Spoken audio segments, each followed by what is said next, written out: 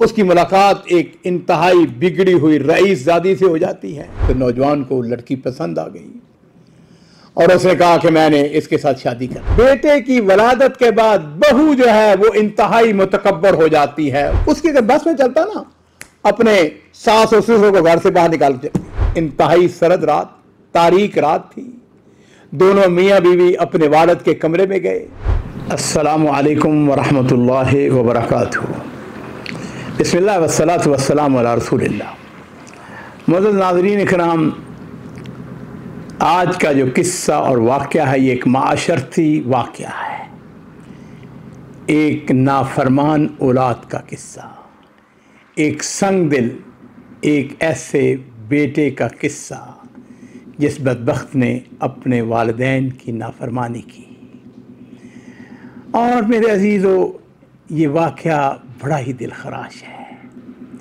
इसके अंदर हमें ये पता चलता है कि वो औलाद जो अपने वालिदैन की नाफरमान है, किस तरह उसे आखिरत के अजाब से पहले दुनिया में भी उसकी सज़ा मिलती है। नाज़रीन इकराम, ये एक ताजर और उसके बेटे की कहानी है। एक ऐसे ताजर की कहानी जिसने शब व रोज़ बड़ी मेहनत करके माल कमाया। एक ऐसा ताजर जिसे विरासत में कुछ नहीं मिला था, लेकिन उसने सोचा मेरा एक ही बेटा है और मैं उस बेटे को सहूलतें मुहैया करने के लिए जद्दोजहद करूँगा, कोशिश करूँगा। और फिर उसने अपनी जवानी इंतहाई मेहनत मुशक्क़त के अंदर गुजारी, पैसा इकट्ठा करना शुरू किया और अपने अकलौते बेटे को उसने हर किस्म की सहूलत और नेमतें मुहैया की। ताजर जो है अपने बेटे की ज़बान से निकली हुई हर ख्वाहिश को पूरा कर देता था। उस बेचारे को यह अंदाज़े नहीं था कि बेटा बेजा लाड, बेजा प्यार की वजह से इंतहाई ज़िद्दी और बद अखलाक हो गया है। उसके अंदर बिगड़े हुए अमीरजादों की सारी कबाहतें पैदा हो गई हैं। लेकिन बहरहाल पढ़ाई वो करता गया। करते करते एक दिन आया, वो यूनिवर्सिटी में पहुंच गया। अब यूनिवर्सिटी जो है ये मखलूत, लड़कियां लड़के इकट्ठे पढ़ते। उसकी मुलाकात एक इंतहाई बिगड़ी हुई रईसजादी से हो जाती है। वो लड़की इंतहाई मॉडर्न, आज़ाद ख्याल, दीन का तो आप यही समझें कि उसका कोई तस्वर ही नहीं था, बड़ी दूर। लो जी नाज़रीन इकराम, हुआ यूं कि नौजवान को लड़की पसंद आ गई और उसने कहा कि मैंने इसके साथ शादी करनी है। वालिदैन के पास चला गया, अब्बू अम्मा मैंने लड़की पसंद कर ली, मैंने उसके साथ शादी करनी है। बेटे कौन सी लड़की है, कहाँ? पहले हमारी उस लड़की से मुलाकात कराओ, उनके सीरत को देखें, किरदार को देखें, उसके फैमिली बैकग्राउंड को देखें, हम खानदानी लोग हैं। उसने कहा अब्बा अम्मा, बात यह है कि इन बातों का वक़्त गुजर चुका है। मैंने शादी करनी है तो इसी लड़की के साथ शादी करनी, ये मेरा आखिरी फैसला है। दुनिया इधर से उधर हो जाए, कोई दुनिया की ताकत मेरे इरादे से बाज नहीं ला सकती। वालिदैन बेचारे मजबूर, बेटे की बात को मान लिया। लड़की को जब देखा, उसके रंग रंगी निराले थे। बेटे को समझाने की कोशिश की, बेटा तुम्हें अच्छे से अच्छा रिश्ता मिल सकता है, हमारे अच्छे खानदान वाले हैं, हमारी माली हालत भी मुस्तहकम है। एक वक्त आएगा तुम अपने किए पे पछताओगे। हो सकता है कि हम उस वक्त दुनिया में ना रहे हों, लेकिन तुम आंसू बहाओगे, तुम रोओगे, तुमने अपने वालिदैन की बात को क्यों न माना। लेकिन नौजवान जो है उसने सारी बातों को रफ्यूज कर दिया। निकाह करके लड़की को अपने घर ले आया। अब नाज़रीन इकराम, शादी के बाद उस नौजवान ने अपनी नौब्याहता बीवी के उकसाने पर अपने वालिदैन से कहना शुरू कर दिया। उसने कहा अब्बा, ये घर जो है ना, ये छोटा घर है, ये दो फैमिलियों के लिए काफ़ी नहीं है, हमें नया घर लेके दें। अब वालिदैन बेचारे सारी जिंदगी इस घर के अंदर गुजरी थी। ये नौजवान तो उनकी आंखों का तारा था, अकलौती औलाद थी, सब कुछ उसी का तो था। वालिदैन बड़ी देर तक सोचते रहे, गौर करते रहे और फिर उन्होंने अपने बेटे के सामने, अकलौते बेटे के सामने, लाडले बेटे के सामने हथियार डाल दिए। अच्छा बेटे, कोई बात नहीं, हम इस घर को बेच कर डबल स्टोरी घर ले लेते हैं। ऊपर वाली मंजिल में हम ठहरेंगे और नीचे वाली में तुम रहोगे। और नाज़रीन इकराम, ये फैसला उन्होंने खुशी से नहीं किया, बल्कि अपने दिल पर पत्थर रखकर, ये घर जिस घर में उन्होंने सारी जिंदगी गुजारी थी, ये घर उन्हें बड़ा अजीज था। फिर मोहल्लेदारी उस बूढ़े के, उसके वालिद के दोस्त अहबाब, कुछ करीबी रिश्तेदार भी वहां पर रहते थे, आना जाना। लेकिन और फिर वालिदैन ने अपनी अकलियती औलाद को राजी करने के लिए उस मकान को बेच डाला। एक डबल स्टोरी घर खरीद लिया गया। ऊपर वालिदैन मुंतकिल हो गए और नीचे उसकी बहू और बेटा। और फिर अल्लाह ताला ने उनके घर में खुशी दिखाई। उसके यहां बेटा पैदा होता है, पोता आया, घर के हालात ही बदल गए। लेकिन बेटे की वलादत के बाद बहू जो है वो इंतहाई मुतकब्बर हो जाती है। वो सीधे मुंह बात ही नहीं करती थी। उसकी अगर बस में चलता ना, अपने सास और ससुर को घर से बाहर निकाल देती। अच्छा, यहां पे एक अच्छी बात जो हुई और जो मैंने अपने नादरीन को भी मशवरा देना चाहूंगा, उसके वालिद ने अक्लमंदी यह की कि जो मकान था उसने अपने बेटे के नाम नहीं लगवाया, बल्कि उसके अपने नाम था। और मैं अपने नादरीन को भी ये मशवरा दूंगा, कभी जिंदगी में ये गलती ना करना। अपनी जिंदगी में जायदाद को कभी तकसीम ना करना। ये शरी मसला भी है और वैसे भी हमने देखा है इसके बड़े फायद होते हैं। बहरहाल उसकी खुशकिस्मती थी कि घर जो था वो उस बूढ़े के नाम था। अब वो जो नौजवान था उसकी ख्वाहिश किसी तरीके से ये थी अपने अब्बू से जान छुड़ाए। माँ उसके इस दौरान फौत हो जाती है। बाबा जो है उसकी उम्र 75 साल हो गई, तनहा। बेटे ने वो मोहल्ला छुड़वा दिया जहां उसके दोस्त रहते थे, आना जाना था, अजीज व अकारब।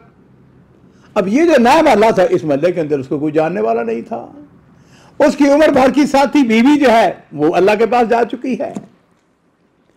और नाज़रीन इकराम, इस दौरान में बेटे का रवैया इंतहाई बुरा था। बहू जो है वो तो पराई थी। उसने अपने बेटे के साथ अपने दादे को कभी नहीं मिलने दिया। अगर मिलने में दिया सरसरी। और दादे की ख्वाहिश क्या होती थी? अपने पोते के साथ बैठे, उसके साथ खेले, उसके साथ बातें करें। लेकिन जैसे ही बहू की नजर अपने बेटे पर पड़ती तो झपट कर उसको साथ ले जाती। ऐसा जैसे कोई दादा अछूत नहीं होता और बेटे की जान को से खतरा हो। नाज़रीन किराम, कई हफ्ते गुजर जाते, खाना जो है वह तरह फेंक जाते जैसे कोई इंसान ने हैवान हो। और ये जो बूढ़ा शख्स जिसने अपनी अकलौते बेटे को जो है बहुत ज्यादा आसाइशें मुहैया की थी, आज उसकी कैफियत यह है कि हड्डियों का ढांचा बनता जा रहा। एक दफा ऐसा हुआ कि शदीद बीमार हो गया। उसने अपने बेटे को बुला के हाथ जोड़े, उसने कहा खुदा के लिए मेरा इलाज कराओ, नहीं तो मैं मर जाऊंगा। अब उधर जो बीवी है वो हर वक्त अपने खामत को उकसाती रहती, किसी तरीके से इस बूढ़े को से जान छुड़ाई जाए। लो जी नाज़रीन इकराम, किस्सा लंबा है लेकिन मुख्तसर जो बात है, एक रात उस बदबख्त बेटे ने अपनी बीवी को राजी करने के लिए उसने एक बहुत ही गलत कदम उठा लिया। इंतहाई सरद रात, तारीक रात थी। दोनों मियाँ बीवी अपने वालिद के कमरे में गए, गाली गलोच, और फिर उसके बाद उसको एक चादर में लपेटा और घर से दूर उसको बाहर फेंका है। बूढ़ा शख्स, ना उसके अंदर इतनी सकत कि मज़ाहमत कर सके। सारी रात वहीं गुजर जाती है। फजर की नमाज का वक्त हुआ, नमाजी वहां से गुजर रहे हैं। उन्होंने देखा चादर में कोई लिपटी हुई चीज नजर आ रही है। किसी ने कहा शायद किसी घर का कोई बोसीदा सामान है। कोई खौफजदा होकर तेजी से गुजर गया, किसी के नजर ना पड़ी। लेकिन कुछ लोग ठहर गए, चादर में देखा क्या है, तो उनके पांव तले से जमीन निकल गई। अरे ये तो कोई इंतहाई बूढ़ा शख्स है जो एक जिंदा इंसान की बजाय हड्डियों का ढांचा लग रहा था। और नाज़रीन किराम, इस बूढ़े शख्स की नाक से खून की एक लकीर निकलकर उसकी मूंछों और दाढ़ी पर जम चुकी थी। नबज़ फौत हो चुका था। पुलिस को फोन किया, पुलिस आ गई। उन्होंने एम्बुलेंस मंगवाई, लाश को पोस्टमार्टम के लिए हॉस्पिटल भिजवा दिया। तहकीकात शुरू हो गई और चंद घंटों के बाद उस बड़े मियाँ के बेटे और बहू को गिरफ्तार कर लिया जाता है। पुलिस स्टेशन में उन्होंने शुरू में बहाना किया, उन्होंने कहा कि हमारे वालिद को नींद की हालत में चलने की आदत थी, हम लोग तो अपने कमरे में लहाफ ओढ़ कर सो रहे थे, हमें पता ही नहीं चला कब अपने कमरे से निकल गए। ये असल में अपने कमरे से दिन चढ़े तक निकलते नहीं थे, नाश्ता भी ताखीर से किया करते थे, हमने तो यही समझा अपने कमरे में होंगे। अब पुलिस अफसर जो है वो सारी कहानी समझ चुका था, और आपको पता है कि पुलिस के अफीसरान, उनका तजर्बा, उनकी गुफ्तगू, तफ्तीश, और थोड़ी देर के बाद उन्होंने इस बात का एतराफ़ कर लिया, उनकी ज़बान हल्काना शुरू हो गई। वो आदमी मुजरिम नहीं थे कि पुलिस के तहकीक का सामना कर पाए। पहले बीवी बोली कि मैंने तो कुछ नहीं किया, सब कुछ इसी ने किया। खामद ने हैरत से अपनी बीवी के तरफ देखा, और फिर दोनों के दरमियान तूर तकरार, आपस में बास बबासा, एक दूसरे पर लान तान, गालियां, जोरदार आवाज। और थानेदार जो है ना, उसने जब उनको डांटा, सहम कर खामोश हो गए। थानेदार ने लेडी कांस्टेबल को बुलाया, उसने कहा इसको बदबख्त को ले जाओ, इसकी खूब अच्छी तरह धुलाई करो, फिर सच बोलेगी। वो बड़े घराने की औरत थी, उसने चीखना चिल्लाना, कहा लेकिन मुझे ना मारे, मैं सब कुछ सच सच बताती हूं। और फिर दोनों ने अपना एतराफी बयान लिखवा दिया। मुकदमा चला। खातून को कुछ अरसा के बाद छोड़ दिया गया, क्योंकि उसकी कैद से बच्चा जो है वो भी मुतासर हो रहा था, और जो बेटा है, जो लाडला बेटा है, उसको 20 साल कैद की सजा सुनाई दी गई। और नाज़रीन इकराम, ये कैद बामुशक्कत थी, इसमें किसी किस्म की रुखसत नहीं थी। और यहां इस बात को जान लीजिए, वक्त कितना भी मुश्किल हो, कितना कठिन हो, वो रुकता नहीं। वो दिन भी आ जाता है जिस दिन इस शख्स को तवील कैद काटने के बाद जेल से रिहाई मिल रही थी। उस रोज उसकी बीवी और उसका बेटा उसको लेने के लिए आ रहे थे। बेटे को अपने वालिद से मिलने का बड़ा शौक था, इंतहाई पुरजोश था। 21-22 साल का कड़ियल जवान। ये दोनों बाप बेटा नाज़रीन इकराम गाड़ी में बैठे अपने वो वालिद का और वो अपने खावद के दरवाजे से बाहर रहने का इंतजार कर रहे थे, इसलिए कि जेल के दरवाजे के करीब गाड़ी खड़े की इजाजत नहीं थी। उन्होंने गाड़ी थोड़ी सी दूर खड़ी की हुई थी।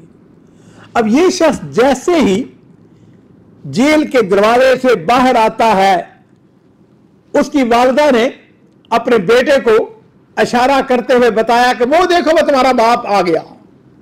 और बेटा जो है एक बड़ी मुद्दत के बाद अपने बाप को देख रहा था, जज्बाती हो गया। वो भागता हुआ गाड़ी की तरफ गया, गाड़ी को तेजी से चलाते हुए लेके आया। अब जब करीब आया तो ब्रेक पर पांव रखने की बजाय उसका पांव एक्सीलेटर पर पहुंच जाता है। उसने एक्सीलेटर को दबा दिया और गाड़ी जो है उसने अचानक स्पीड पकड़ी और उसके अपने वालिद के साथ जोर से टकरा जाती है। उसका बाप घायल होकर नीचे गिर पड़ता है। लड़के ने इंतहाई बदहवासी के आलम में जल्दी से गाड़ी को रोका, तेजी से नीचे उतरा, लेकिन नाज़रीन इकराम ताखीर हो चुकी थी। इन्न बत्श रब्बिका लशदीद। उसका बाप अब इस दुनिया में नहीं था। और इसमें हैरत की बात पता क्या है? हैरत की बात यह है कि उसकी नाक से खून निकलकर उसकी मूंछों और दाढ़ी पर बह रहा था। और ये वही मंजर था जो आज से 20 साल पहले फजर की नमाज अदा करने के लिए जाने वाले नमाजियों ने देखा था। नाज़रीन इकराम, इस किस्म के माशरती किस्से, वाक़यात हमारे माशरे के अंदर आम हैं। अल्लाह ताला ने कुरान पाक के इरशाद फरमाया ना, खू अनफुसकुम अहलीकुम नारा, अपने आप को भी और अपनी औलाद को भी जहन्नम की आग से बचाओ। उनकी तरबियत के ऊपर वक्त दें, कोशिश करें आपका बेटा, उसकी तरबियत जो है वो अच्छे तरीके से हो।